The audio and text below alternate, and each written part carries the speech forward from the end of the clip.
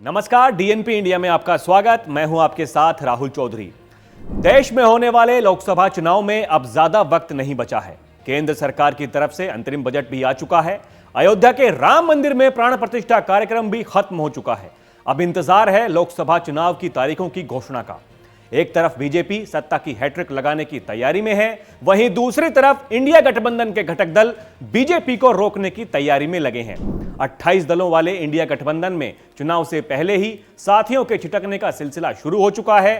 पिछले साल दिसंबर से ही कांग्रेस और अन्य सहयोगी दलों में सीटों के बंटवारे पर सहमति को लेकर बातचीत चल रही है। करीब 50 दिन बीतने के बाद भी अभी तक ठोस रूप से कुछ भी जनता के सामने नहीं आया है। वहीं इंडिया गठबंधन के संयोजक की रेस में शामिल रहे प्रमुख चेहरे और बिहार के सीएम नीतीश कुमार पाला बदल चुके हैं। इससे एनडीए को कितनी मजबूती मिलेगी, इस सवाल से कहीं ज्यादा अहम है कि इंडिया गठबंधन को कितनी बड़ी चोट पहुंची है। कांग्रेस भले ही इसके असर को कमतर करके आंक रही हो, लेकिन राजनीतिक जानकार इसे मोदी के खिलाफ लड़ाई में बड़ा झटका मान रहे हैं। इंडिया गठबंधन में कांग्रेस सबसे बड़ा दल है। ऐसे में गठबंधन के हिस्सेदार 28 दलों के बीच उसकी जिम्मेदारी काफी अहम है। कांग्रेस के सामने दिल्ली, पंजाब, केरल और पश्चिम बंगाल में दुविधा की स्थिति है।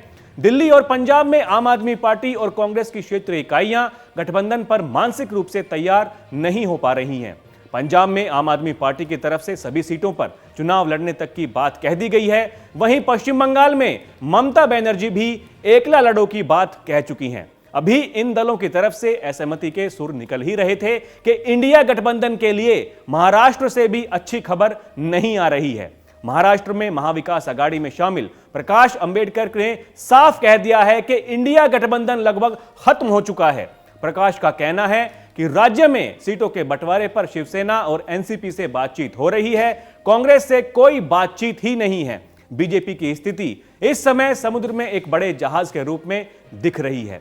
मोदी सरकार किसान सम्मान निधि, मुफ्त अनाज योजना, पीएम आवास योजना, मुद्रा लोन जैसी अपनी कल्याणकारी योजनाओं के साथ मजबूती से ताल ठोक रही है। वहीं इंडिया गठबंधन पूरी तरह से बिखरा हुआ नजर आ रहा है।